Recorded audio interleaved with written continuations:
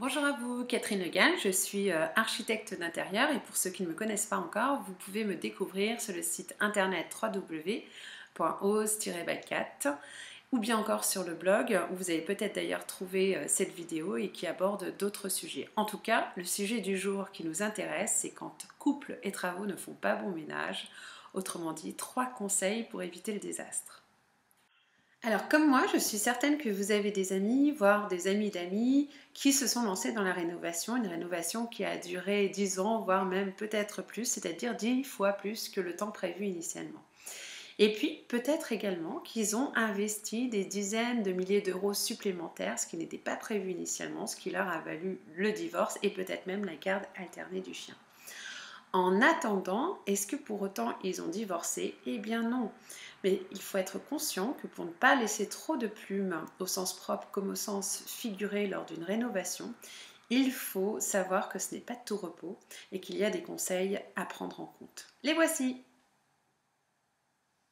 Le premier nerf de la guerre se trouve être l'argent.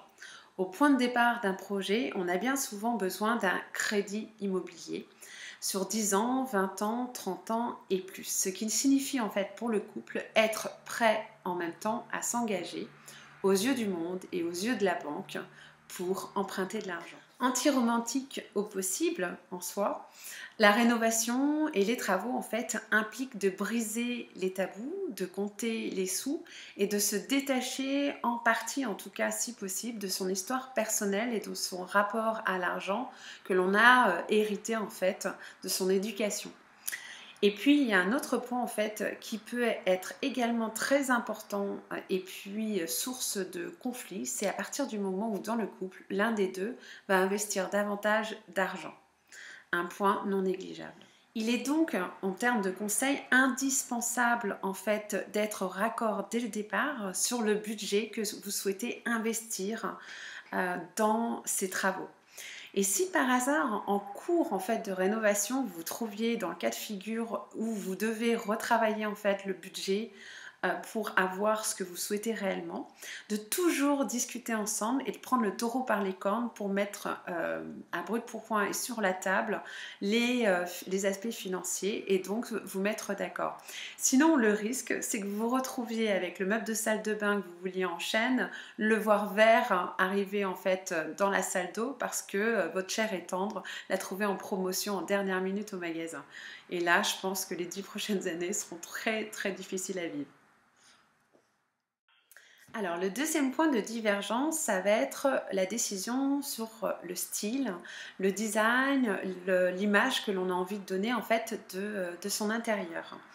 Je vais être certainement un petit peu cliché dans cette deuxième partie, mais il est clair qu'entre l'homme et la femme, il y a deux rôles bien souvent distincts. Le rôle de l'homme, c'est souvent celui du négociateur, en fait, du financier, du comptable ou encore du technicien. Tandis que la femme va plutôt avoir en fait le rôle des choix esthétiques, de matériaux, de formes pour faire une harmonisation en fait de l'espace. Donc un conseil important en fait pour que les deux puissent se retrouver et se réunissent en fait sur les idées et les choix, ça va être de regarder ensemble des images sur des sites internet dédiés ou bien encore des magazines de déco, de manière en fait à pouvoir identifier ensemble et comprendre ce qu'aime en fait son compagnon ou son ami, et ainsi en fait trouver tous les liens communs à votre style pour pouvoir avoir un espace qui vous corresponde à tous les deux. Le troisième défi à relever, ça va être la durée des travaux. Soyons clairs, il est loin d'être facile d'accepter en fait d'être en mode camping ou bien encore dans la poussière, dans les années et venues en fait d'ouvrier sur son chantier, surtout quand on vit encore dans l'espace à rénover.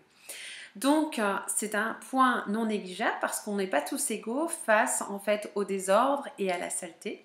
Un deuxième point également important à prendre en compte, c'est la lenteur en fait de l'exécution du chantier.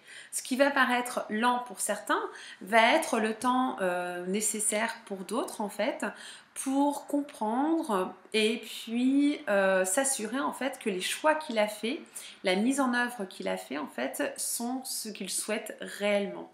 C'est un véritable investissement. Il y a donc un compromis de temps à trouver pour être en équilibre. Les conseils que je vous donnerai sont les suivants en fait, c'est déterminer la durée du chantier acceptable pour l'un comme pour l'autre. Ce que vous ne voulez pas en fait dépasser en termes de chantier. Pourquoi? Parce que ça permet à l'un comme à l'autre de percevoir une issue en fait à ce chantier. Sachant également qu'on peut trouver des phasages en fait de chantier, on n'est pas obligé de tout faire en même temps. On peut prévoir également de faire des parties de chantier lorsqu'on est soi-même en vacances pour ne pas endurer le bruit, la poussière, etc.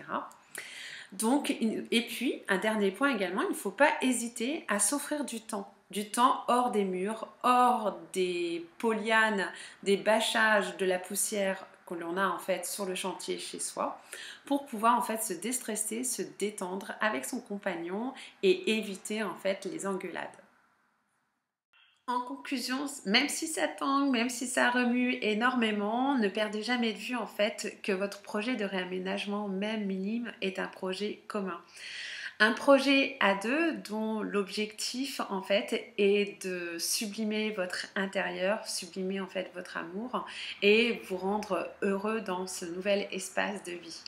À savoir que laisser son partenaire en fait partir en catimini et vous en mode refilage en fait de bébé, c'est inconcevable, même si le nouveau bébé en fait est le nouveau canapé. Plein de courage à vous et puis si vous avez envie de découvrir d'autres sujets sur mon blog, n'hésitez pas à aller le consulter sur www.blog-by4.com.